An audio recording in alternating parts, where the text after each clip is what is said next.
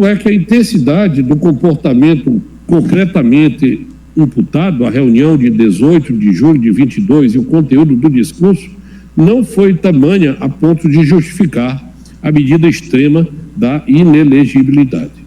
Especulações e ilações outras, repita-se, não são suficientes para construir o liame causal e a qualificação jurídica. Bom dia, senhoras e senhores. Hoje é 5 de fevereiro de 2024.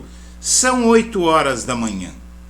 E você acaba de assistir ao voto de Raul Araújo no TSE em setembro do ano passado, durante a sessão que cassou a elegibilidade de Jair Bolsonaro até 2030. Ele e Nunes Marques ficaram isolados como os dois únicos ministros do TSE que não votaram pela inelegibilidade de Bolsonaro. Antes de prosseguir o vídeo, eu quero pedir a você que acompanha o blog da Cidadania que se inscreva no canal, curta e compartilhe nossos vídeos, acione o sininho das notificações, que assim você nos ajuda a fazer o nosso trabalho. E vamos ao vídeo. Raul Araújo, quem é o ministro que votou a favor de Bolsonaro no TSE? O ministro votou contra a inelegibilidade do ex-presidente Jair Bolsonaro e a inclusão da minuta golpista no processo. Bolsonaristas esperavam pedido de vista.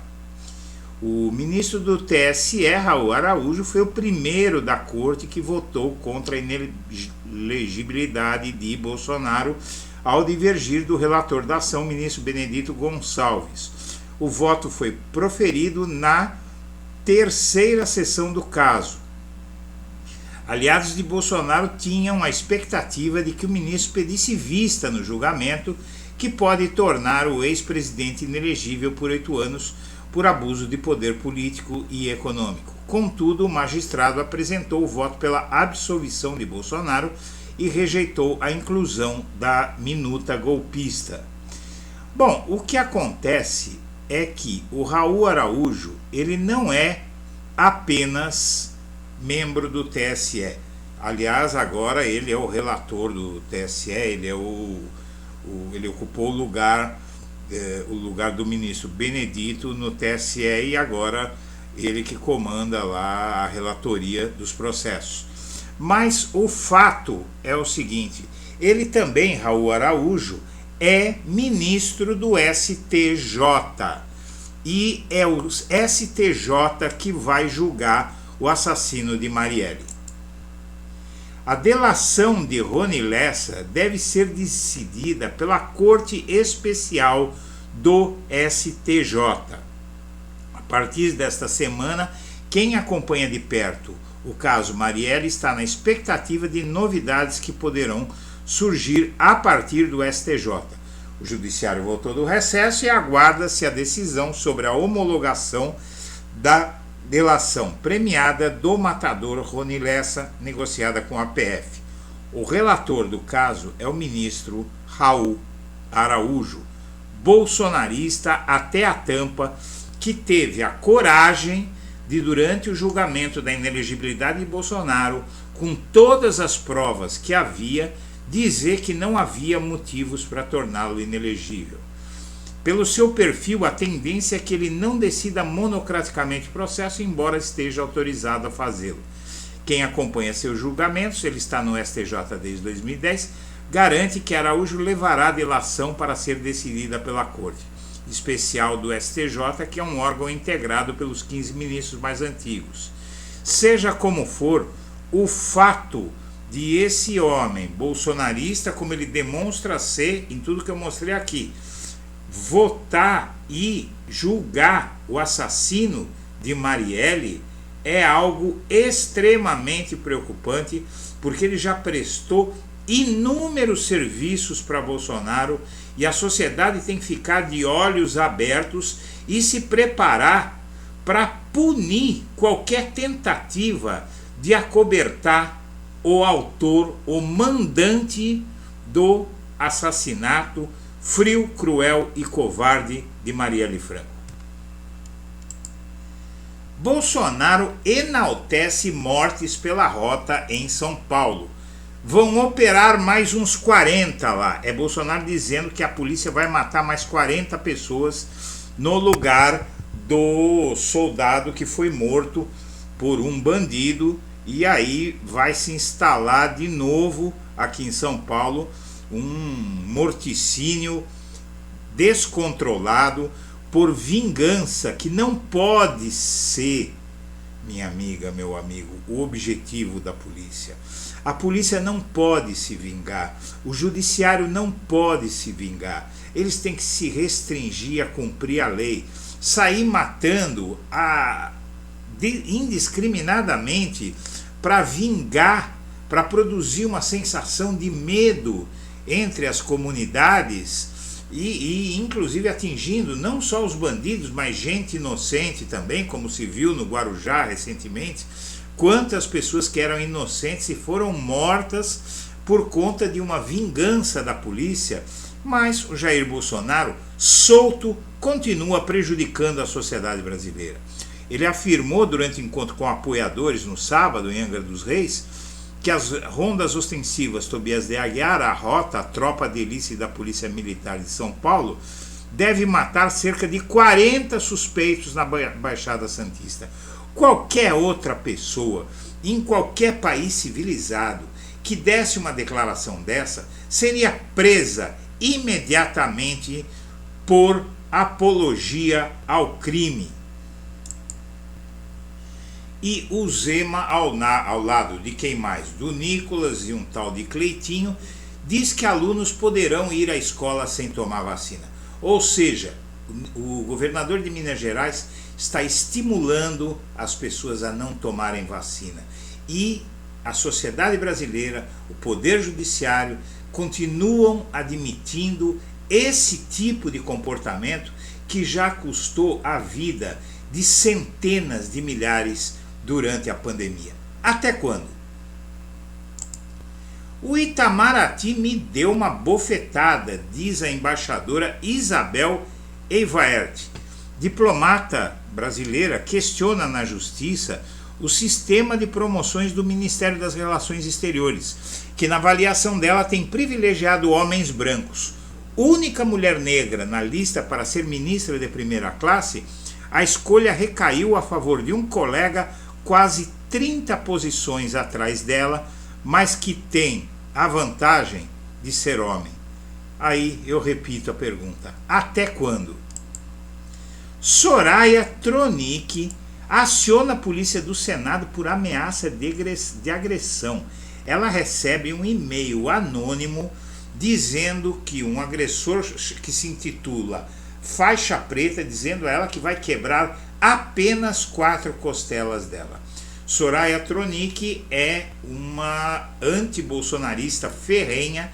Ela luta furiosamente contra o Bolsonaro, chegou inclusive a se eleger na chapa do Bolsonaro no âmbito, em 2018, da ascensão do bolsonarismo, e depois caiu na real, e inclusive até ajudou a derrotar o Bolsonaro em 2022. Está tudo muito claro de onde vem tudo isso, e a justiça precisa agir com mais rigor, ou então este país vai pegar fogo. Tarcísio é meu irmão, diz Bolsonaro sobre afagos entre governador e Lula.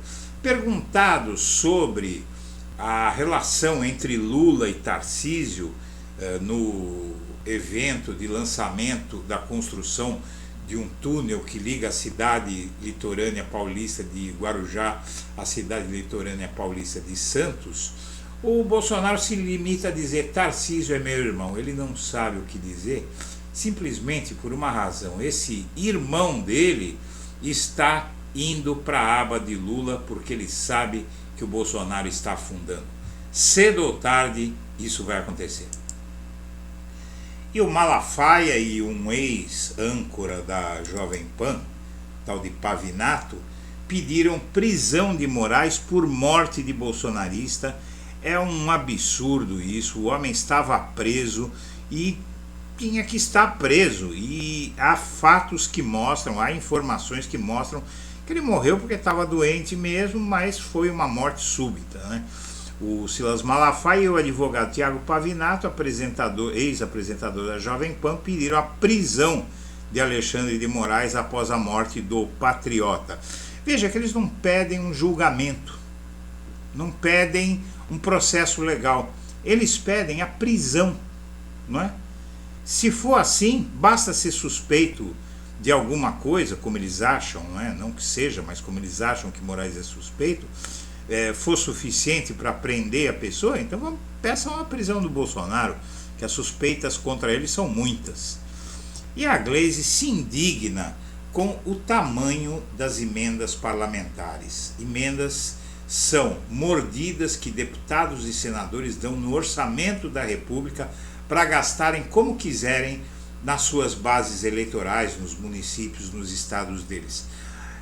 Você sabe em quantos países existe essa prática de emendas parlamentares? Só no Brasil. É um absurdo. São 53 bilhões de reais. Deve ser maior que o PIB do Paraguai isso. Inteligência artificial pode baratear campanhas eleitorais, mas deepfake nas eleições preocupa. Você já viu várias vezes o efeito das deepfakes, você está vendo aí na imagem, não é? Como é que funciona. Você veja que é bastante convincente e a voz sai igualzinha. A voz é falsificada pelo computador, o rosto é falsificado e é bastante difícil de diferenciar isso de uma armação de um fato real. E é claro que há uma preocupação muito grande sobre a inteligência artificial nas eleições deste ano. Ocorre, porém, que isso é um recurso que a inteligência artificial propicia, chamado deepfake, ou seja, falsificação profunda, não é? E realmente é uma falsificação profunda. Mas a inteligência artificial, ela não serve só para isso. Ela pode baratear e democratizar as campanhas eleitorais, fazer campanhas, fazer peças de campanhas rapidamente com custo baixíssimo, que promoveria a igualdade entre os candidatos. Cabe à sociedade brasileira conseguir equalizar tanto a parte perniciosa quanto a parte virtuosa e deixar passar só o que interessa, sem jogar fora a água do banho com a criança dentro. Congresso volta hoje do recesso com sessão solene e mensagem de Lula. Após o judiciário, agora o Congresso volta e volta aí querendo basicamente derrubar o veto de Lula ao avanço da extrema-direita no Congresso sobre o orçamento da República. O Brasil precisa desse dinheiro para crescer, querem tirar dinheiro do PAC para gastarem nas suas bases eleitorais por conta da eleição. E o país, o Poder Judiciário, alguém tem que impedir que se gaste 53 bilhões de reais em emendas que vão para beneficiar A ou B ou C, um candidatozinho a prefeito de qualquer lugar aí, seja qual for. Senhoras e senhores, eu agradeço a atenção e deixo meu abraço para todo mundo.